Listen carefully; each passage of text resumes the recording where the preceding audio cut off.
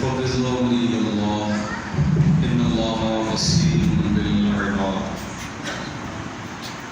أعوذ بالله من الشيطان اللعين الرجيم. بسم الله الرحمن الرحيم. الحمد لله الذي هدانا لحمده وجعلنا من أهله لنكون لإحسانه من الشاكرين ولا يجزينا على ذلك جزاء المحسنين. صلى الله على سيد المرسلين خاتم النبيين أبي القاسم محمد. اللهم صل على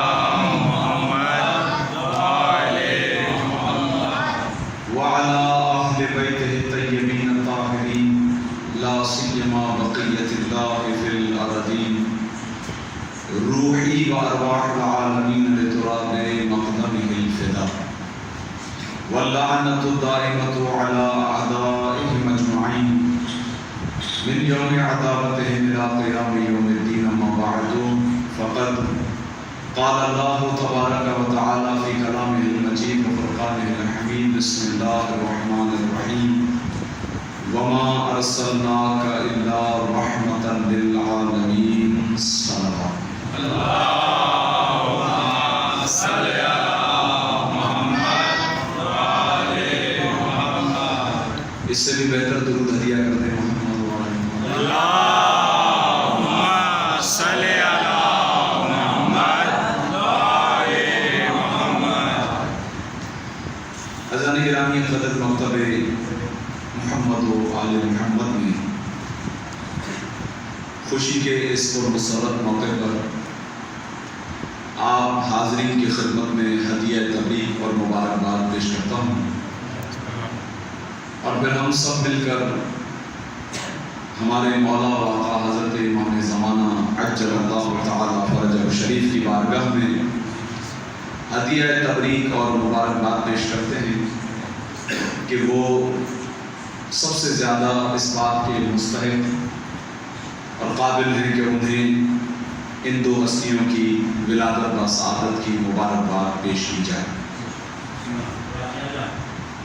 اور تکلفانہ یہ جملے کہتے ہوئے گفتگو میں وارد ہو جاؤں گا کہ برادر محترم سکندر بھائی نے ابھی آتے ہوئے بتایا کہ آپ مغربین کی نماز سے لے کر یہاں بیٹھے ہوئے ہیں. تو بہرحال یہ راتیں ہیں، ولادتوں کی خوشیوں کی راتیں ہیں، ہر رات ہمیں نہیں بیٹھنا پڑتا. تو نہایت ہی اختصار کے ساتھ چند ایک مطالب مجمع کے اعتبار سے آپ کی خدمت میں عرض کروں گا. جا کے سنیں گے تو انشاءاللہ ذرا مزہ آئے گا سننے کا انشاءاللہ. درود بھیجیے محمد و آل محمد.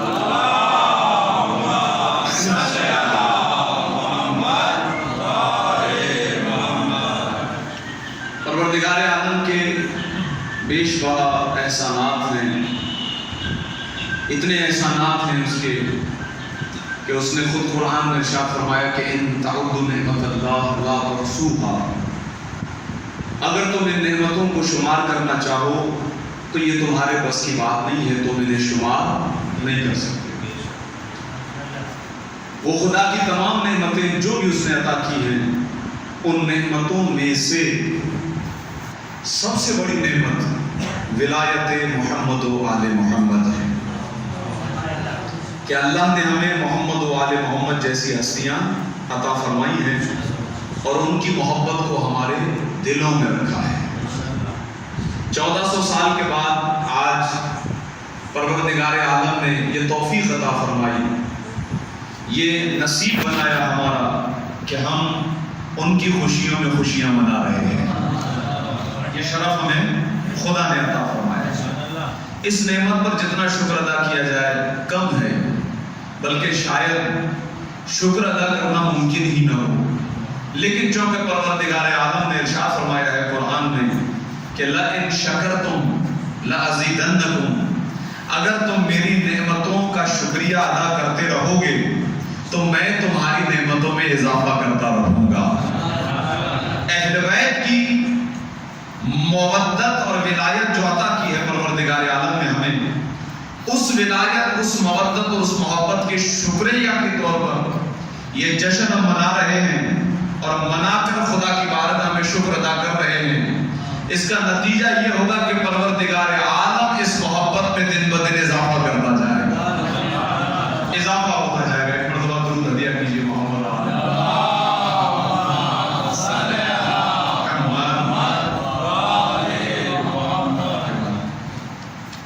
پروردگار عالم قبلہ مولانا راہب موحدی صاحب کو سلامت فرمائے انشاءاللہ، صحت و سلامتی، تندرستی، اور ان کی موجودگی میں لب کشائی ہے۔ ان سے اجازت لیتے ہوئے چند کلمات آپ کی خدمت میں عرض کر رہا ہوں۔ درود بھیجیے محمد و آل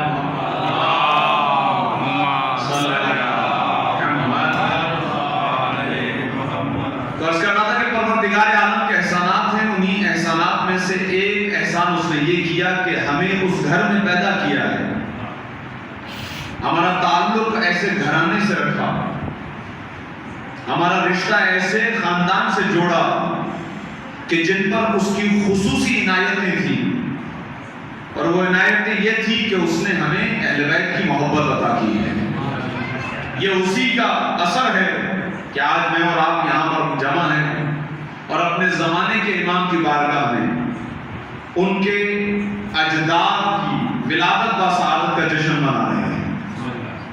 دیکھیں یہاں جو میں بیٹھا ہوں اور جہاں جہاں تک یہ آواز جا رہی ہے، اور آپ حضرات یہاں پر تشریف فرمائیں، آپ کے لیے چھٹے امام نے دعا فرمائی ہے، رحم اللہ امرأ احیا امرنا یفرحون بفرحنا۔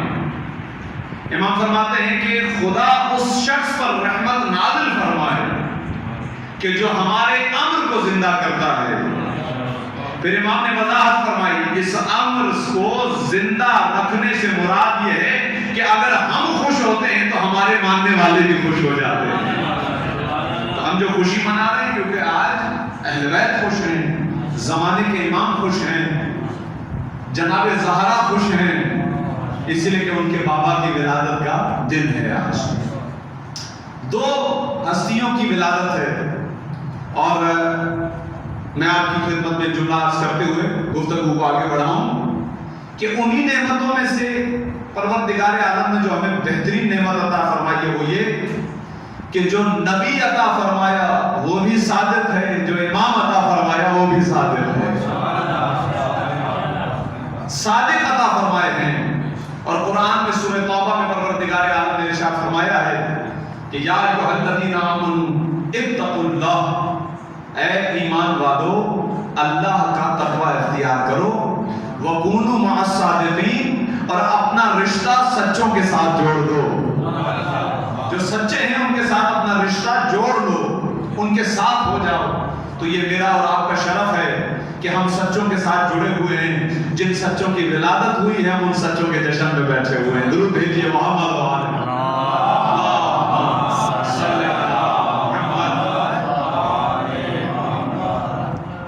میرے نوجوان یہاں پر اس جشن کے اندر موجود ہیں، اس لیے عقیدے کے لحاظ سے مقدمتاً یہ جملے عرض کرنا ضروری ہے کہ یہ ذہن میں رکھیے گا کہ ان کی ولادت 17 ربیع الاول کو ہوئی ہے۔ ولادت یعنی اس کا مطلب یہ ہے کہ مثل بشریت کے لباس میں ڈھال کر پروردگار عالم نے انہیں 17 ربیع الاول کو بھیجا ہے۔ یہ ذرا جملہ میں نے بہت بھاری کہا ہے، اسے ذہن میں رکھیے۔ وہ بشر ہمارے لیے بن کے آئے، ہمارے جیسا جو بنا کر انہیں بھیجا گیا، شکل و صورت، جسم و جسمانیت، اٹھنا بیٹھنا، گفتار و رفتار، یہ ساری چیزیں یہ ہمارے لیے انہیں ہمیں جیسا ہمارے جیسا بنا کر بھیجا گیا۔ تو کہیں اس سے ہم یہ دھوکہ نہ کھا لیں کہ وہ ہم جیسے ہیں۔ ہم میں اور ان میں ایک بڑی نسبت یہ ہے کہ پروردگار عالم نے ہم کو ان کے لیے خلق کیا ہے اور ان کو اپنے لیے خلق کیا ہے پروردگار عالم۔ لہذا ارشاد فرمایا کہ واللیل اذا سجا ما ودعک ربک وما قلی، یہ قرآن ہے جو قصیدہ ہے محمد و آل محمد کا۔ ارشاد فرمایا اے رسول تیری واللیل زلفوں کی قسم ہے، میں نے تجھے دیکھنے کے لیے یہ دنیا بنائی ہے، یہ کائنات کا وجود تیری وجہ سے، لولا لما خلقت الافلاک، اگر تجھے بنانا، تجھے خلق کرنا میری مشیت اور ارادے کے اندر نہ ہوتا تو میں کائنات کی کسی شے کو خلق نہ کرتا۔ یہ پوری کائنات ان کی وجہ سے، ہم ان کا صدقہ ہے، ہم ان کی محبت میں خلق کیے گئے ہیں، لیکن اللہ نے پورے کائنات کے نظام کو ان کی محبت میں خلق کیا، وہ ہستیاں ہیں۔ اور یہ چیز، یہ تعارف اس لیے بھی نیا نہیں ہے، ماشاءاللہ یہ ایک مسجد ہے اور اس میں حدیث قصہ کی تلاوت ہوتی ہے، اور اس حدیث قصہ کے اندر پروردگار عالم نے واضح پیغام ارشاد فرمایا وعزتی وجلالی انی ما خلقت السماء مبنیۃ ولا ارضا مرحیۃ ولا قمرا منیرا ولا شمسا مضیۃ ولا فلکا یدور ولا بحر یجری ولا فلک یسری الا لاجلکم ومحبتکم۔ جبرائیل آئے اور کہنے لگے کہ خدا کہتا ہے کہ مجھے میری عزت و جلالت کی قسم ہے، میں نے کائنات کا ذرہ ذرہ ان کی وجہ سے اور ان کی محبت میں بنایا ہے۔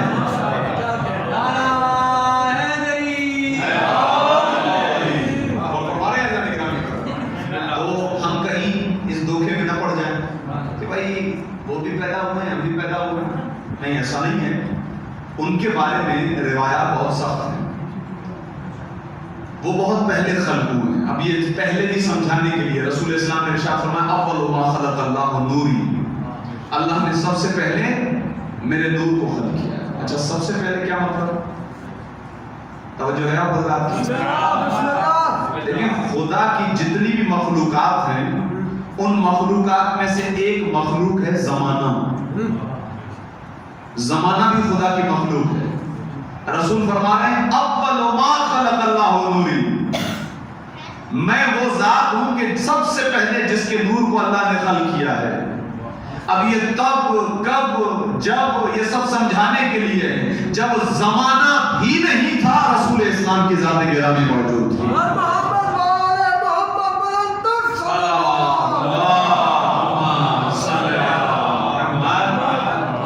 ان کے نور کو پروردگار عالم نے خلق فرمایا۔ تو یہ نور پھر کیسے، یہ ایک طولانی سفر ہے انشاءاللہ، چونکہ کل کی مناسبت ولادت کی تو میں ولادت کی موضوع پر آ جاتا ہوں۔ صرف یہ سمجھانے کے لیے میں نے کہا جوان بیٹھے ہوئے ہیں کہیں اس خطا میں نہ مبتلا ہو جائیں گے اور ہم بھی انہیں جیسے وہ بھی پیدا ہوئے ہم بھی پیدا ہوئے، ایسا نہیں ہے۔ وہ ہم پر مہربانی کرنے کے لیے اللہ نے انہیں مثل بشریت کے لباس میں ڈھال کر ہمارے لیے بھیجا ہے تاکہ ہم ان سے مانوس ہو جائیں اور ان سے سیکھتے ہوئے جنت کا راستہ طے کریں۔ ٹھیک ہے، یہاں تک صحیح ہے گفتگو سمجھ میں؟ اب جب ولادت ہوئی ہے تو ولادت کے ہی مناسبت سے آپ کی خدمت میں عرض کر رہا ہوں۔ 3 روایت آپ کی خدمت میں پیش کروں۔ پہلی روایت مولا امیر المومنین سے نقل ہے، دوسری روایت چھٹے امام خود حضرت امام جعفر صادق سے منقول ہے،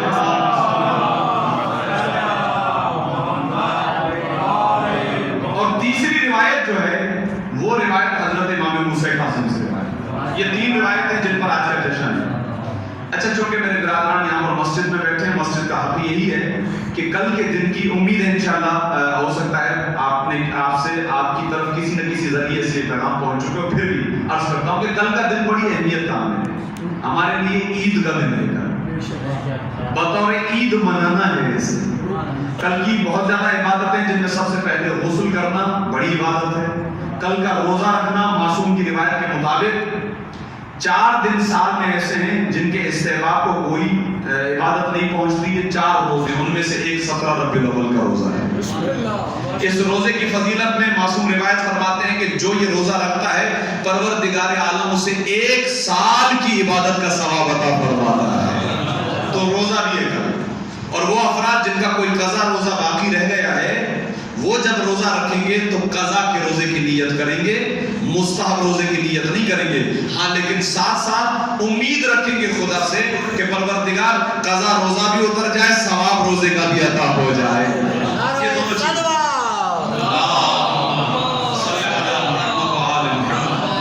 رسول اسلام کی زیارت، امیر المومنین کی زیارت، امام حسین کی زیارت، یہ کل کے اعمال میں ایک نماز ہے، اس کے لیے انشاءاللہ قبلہ راہب صاحب موجود ہیں، آپ تفصیل سے جو ہے کتاب مفاتی کے اندر پڑھ لیجئے گا، اس کا وقت نہیں ہے۔ ایک نماز بھی ہے کل کے دن کی، یہ کل کے اعمال ہیں۔ اس کے بعد جس طرح آپ عید مناتے ہیں، اچھے کپڑے پہنتے ہیں، اپنے بچوں کو اچھے کپڑے پہناتے ہیں، عید کا ماحول بناتے ہیں، بچوں کو عیدی دیتے ہیں، بچوں کو کہیں گھمانے پھرانے کے لیے لے جاتے ہیں، یہ سارے عید تصور کرتے ہوئے، کیونکہ ہمارے لیے اس سے بڑی کیا عید ہو سکتی ہے کہ جس کے صدقے میں کائنات بنی ہے اس کی ولادت کا دن کل آیا ہے۔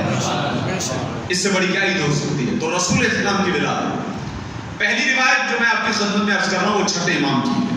بسم اللہ۔ امام ارشاد فرماتے ہیں کہ جس رات، جس صبح کی رات، یعنی کل جو صبح آنے والی ہے، بے وقت صبح صادق، اس کی جو رات آئی یعنی آج کی رات، پوری کائنات کے اندر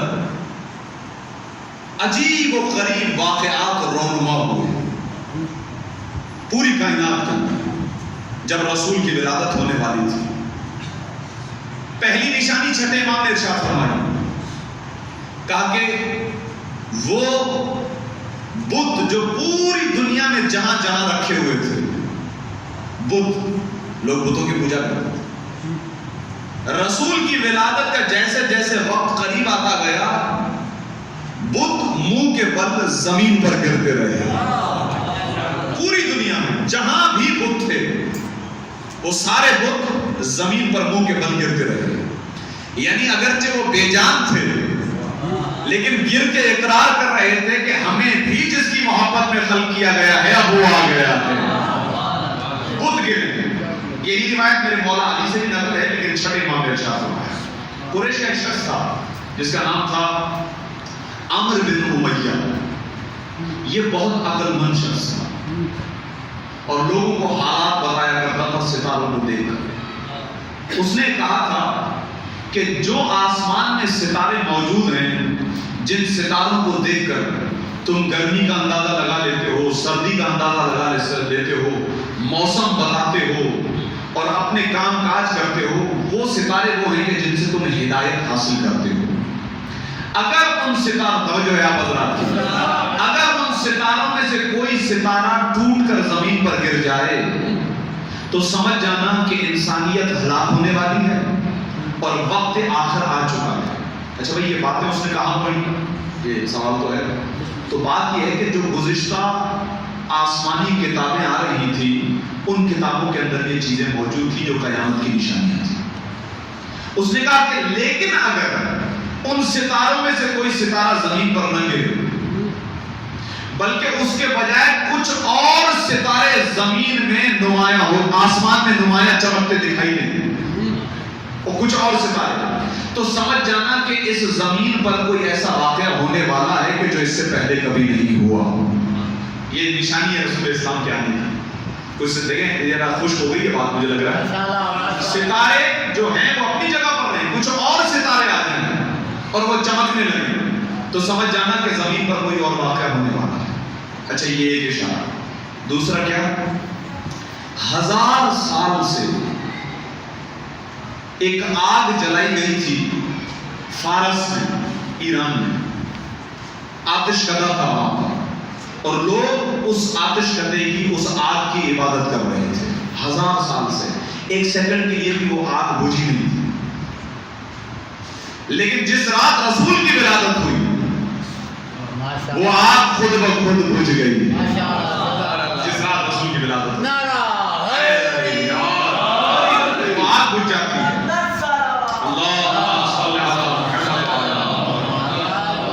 ساوا نامی دریا جس کی لوگ عبادت کرتے تھے، یعنی پانی کی بھی لوگ عبادت کرتے تھے، جس رات رسول اسلام، جس رات کی صبح رسول اسلام تشریف لانے تھے، اسی رات میں یہ سمندر، یہ دریا خود بخود خشک ہو جاتا ہے۔ یہ کائنات کے اندر عجیب اسرار و رموز۔ تمام بادشاہ جو دنیا میں جہاں بھی تھے، جیسے ہی رسول کی ولادت ہو رہی ہے، چھٹے امام فرماتے ہیں ہر بادشاہ کی زبان گم ہو گئی، اس کے وزراء، اس کے مشیر، اس کے لوگ اس سے بات کر رہے تھے لیکن اس کی زبان حرکت نہیں کر رہی ہے۔ غور فرمائیے، اس کا مطلب ہر بادشاہ کی زبان گنگ ہو کر یہ بتا رہی ہے کہ کوئی کائنات کا بادشاہ ہے جو زمین پر آ چکا ہے، کوئی ایسا بادشاہ ہے جو آ گیا ہے، ہر بادشاہ گنگ ہو گیا۔ اس کے بعد امام ارشاد فرماتے ہیں کہ جب رسول اسلام کی ولادت کا وقت قریب آیا تو حجاز سے، حجاز یعنی مکے سے ایک نور طلوع ہوا جس نے پوری دنیا کو روشن کیا ہے، ایک نور۔ اب دیکھیں یہ نور کی باتیں جو ہیں سمجھانے کے لیے ہوتی ہیں، اس کی گہرائی تک پہنچنا کوئی آسان کام نہیں۔ ابھی بھی لوگ سوچ رہے ہیں کہ بہرحال یہ نور کیا تھا، لیکن یہاں سے میں روایت نقل کرتا ہوں جو چھٹے امام نے ارشاد فرمایا کہ رسول کی والدہ گرامی نے ارشاد فرمایا۔ کون ہے؟ جناب آمنہ سلام اللہ علیہا، درود بھیجیے محمد و آل محمد۔ بی بی آمنہ سلام اللہ علیہا کا مقام و مرتبہ ہے، فرماتی ہے کہ جب میرے بیٹے کی ولادت کا وقت قریب آیا تو مجھ پر ایک عجیب عالم ہوا، اور جب میری آنکھ کھلی تو میں نے دیکھا کہ میرا بیٹا زمین پر سجدے کی حالت میں جھکا ہوا ہے، سجدے کی حالت میں جھکا ہوا ہے، اور اس کے بعد ایک مرتبہ اس نے سر کو اٹھایا ہے، بایاں جو ہاتھ ہے وہ زمین پر ہے، دایاں جو بازو ہے وہ آسمان کی طرف ہے، ہاتھ دایاں، اور سب سے پہلے اس آیہ شریفہ کی تلاوت فرمائی، جاء الحق وزهق الباطل ان الباطل کان زہوقا، حق آ گیا ہے اور باطل نیز تو نابود ہو گیا ہے۔ درود بھیجیے محمد و آل محمد۔ صلی اللہ محمد۔ گواہی دی ہے اشہد ان لا الہ الا اللہ وحدہ لا شریک لہ۔ اس کے بعد فرماتے ہیں کہ میرے بیٹا کبھی دائیں طرف دیکھتا ہے، کبھی بائیں طرف دیکھتا ہے، پوری کائنات کا نظارہ کر رہا تھا، اور میں یہ دیکھ رہی تھی کہ جہاں جہاں میرا بیٹا اپنا رخ موڑتا تھا وہ نور بھی اسی طرف پھیل جاتا تھا، پوری کائنات نور محمد مصطفیٰ سے روشن ہو رہی تھی۔ اس کے بعد میں نے اسی نور کے اندر ایک آواز سنی، ایک منادی ندا دے رہا تھا کہ اے ہماری کنیز آمنہ، یہ جسے تم نے خلق کیا ہے یہ اشرف ترین مخلوق کائنات، خدا نے اول سے لے کر آخر تک جتنی بھی مخلوقات خلق کی ہیں ہر مخلوق کا سردار تیرا بیٹا محمد مصطفیٰ ہے۔ درود بھیجیے محمد و آل محمد۔ صلی اللہ محمد۔ ہر مخلوق کا سردار تیرا بیٹا ہے۔ اس کے بعد رسول اسلام کو جناب عبد المطلب، یہ کون ہے؟ یہ رسول کے دادا ہیں، چونکہ اتفاق ہے، مشیت پروردگار ہے کہ رسول کے اس دنیا میں آنے سے کچھ مہینے پہلے رسول کے والد گرامی جناب عبداللہ ابن مطلب اس دنیا سے رحلت فرما، تو جو سب سے پہلی گود نصیب ہوئی وہ دادا کی، اور یہ عبد المطلب یہاں پر روک کر، کیونکہ اگر میں صرف کتاب کی باتیں کروں گا تو آپ شاید بور ہو جائیں گے، ایسا تو نہیں ہے نا؟ ذرا کرنٹ افیئرس پر ابھی آ جائیں، جو کہ ابھی آپ نے سنا ہوگا کہ فرانس میں جو ہے وہ اسلام اور رسول اسلام کی توہین کی گئی۔ مکتب تشیع کے اعتبار سے اور آپ تمام کی نمائندگی کرتے ہوئے رسول اسلام کی ولادت کے موقع پر ہم اس بات کی مذمت بھی کرتے ہیں، اور اس کے ساتھ ساتھ تمام مسلم امت کے ساتھ اس بات میں ہم متفق ہیں کہ جہاں بھی مذمت ہو رہی ہے ہم اس مذمت میں برابر کے شریک ہیں، یہ نہیں ہونا چاہیے، اور یہ کوئی نئی بات نہیں تھی۔ بہرحال یہودیوں کی طرف سے مسلسل اس طرح کے پیغامات ہمیں ملتے رہتے ہیں، مسلم امت کو بیدار کرنے کے لیے بہرحال شیطانوں کی بھی ضرورت پڑتی ہے، تو یہ شیطانوں میں سے ایک شیطان ہے۔ لیکن آپ کی خدمت میں ایک پیغام ضرور یہاں پر دینا چاہوں گا کہ بھائی میں نے ابھی حضرت عبد المطلب کا تذکرہ کیا، مکتب تشیع کا یہ عقیدہ ہے کہ حضرت عبد المطلب، دیکھیں یہ وہی سال ہے کہ جس میں ہاتھیوں نے حملہ کیا تھا، قرآن میں ماشاءاللہ یہ سورہ ہے، سورہ فیل،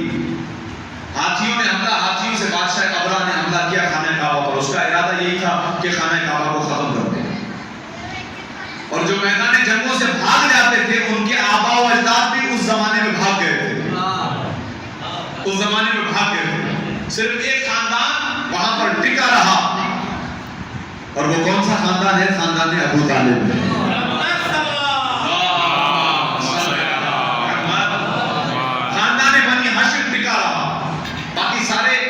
छोड़ के भाग गए, ये टिका रहे। अच्छा ये क्यों टिके रहे? इसीलिए क्योंकि काबे की जिम्मेदारी इनकी थी। लेकिन भाई अबरहा से बात करने कौन जाए?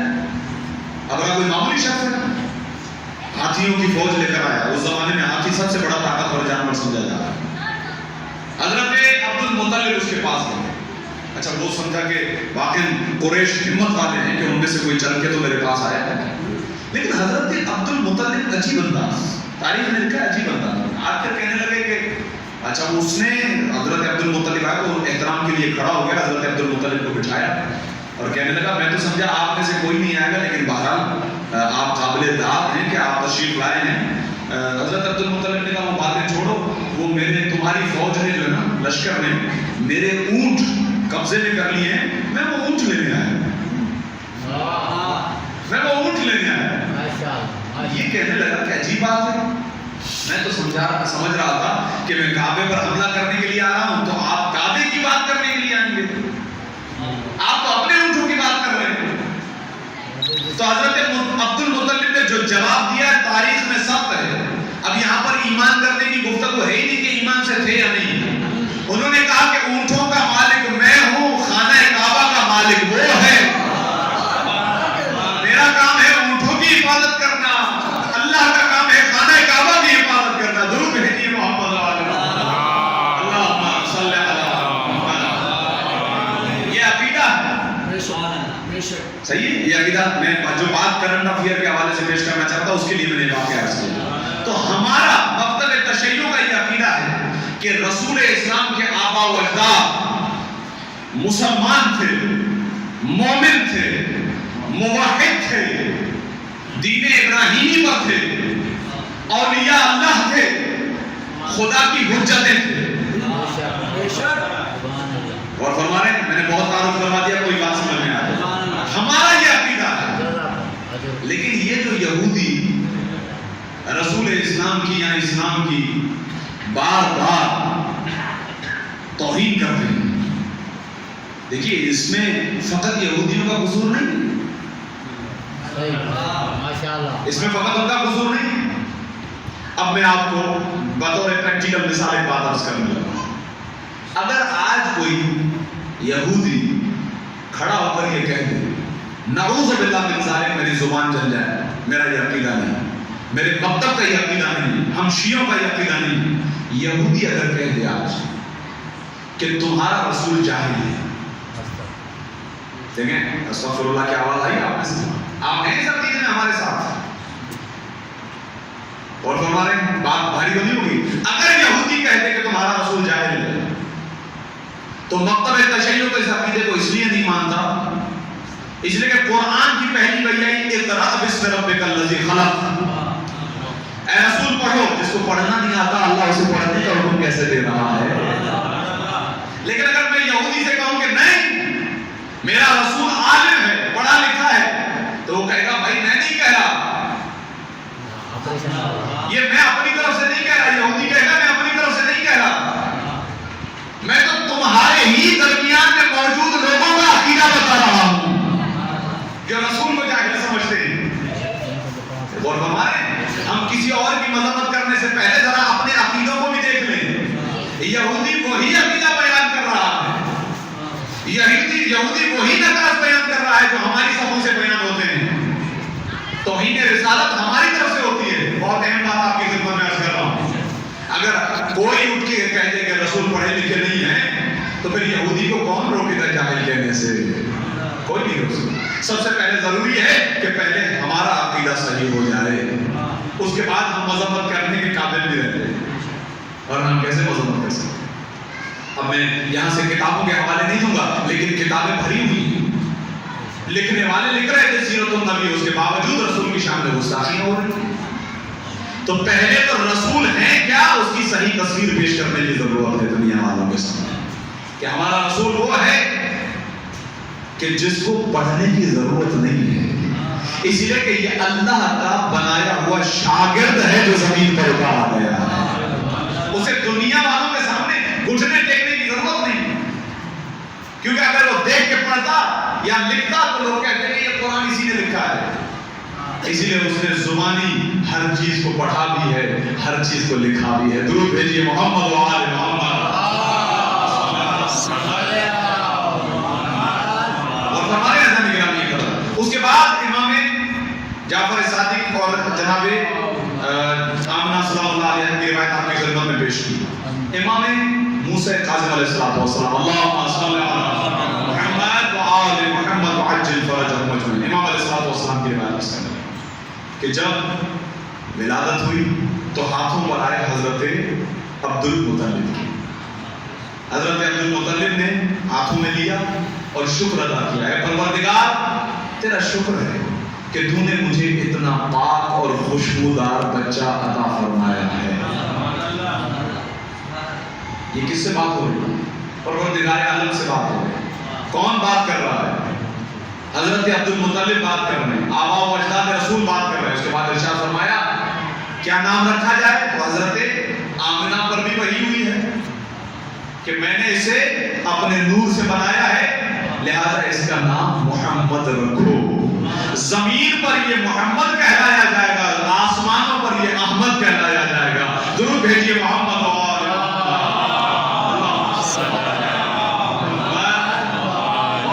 محمد وعجل فرجہم اجمعین. دامن وقت میں گنجائش نہیں ہے، میں ایک جگہ سے آ رہا ہوں آپ کے پاس، اس کے بعد ایک اور جگہ پر جانا ہے. تو حضرت امام جعفر صادق علیہ السلام اللہم صلی علی محمد. جس طرح میں نے رسول کی حدیث مبارکہ آپ کی خدمت میں پیش کی کہ رسول کون ہیں جنہوں نے ارشاد فرمایا اول ما خلق اللہ نور، ویسی ایک حدیث چھٹے امام سے ملتی ہے. آپ نے ارشاد فرمایا اول ما خلق اللہ ارواحنا، اللہ نے سب سے پہلے ہماری روحوں کو خلق کیا ہے. سب سے پہلے اللہ نے ہمارے انوار کو خلق کیا ہے. کائنات کا وجود نہیں تھا، یہ تھے. کائنات ان کے بعد میں خلق ہوئی ہے، کائنات ان کی محبت میں خلق ہوئی ہے. اچھا جب یہ جملہ کہا ہے چھٹے امام نے تو ایک صحابی نے کھڑے ہو پوچھ لیا کہا مولا جب اللہ نے توجہ ہے آپ حضرات کی بس آخری مقام جب اللہ نے آپ کو خلق کیا تو آپ کیا کر رہے تھے؟ سوال اچھا ہے. ابو علی سینا بڑا ذہین ماہر مانا جاتا ہے.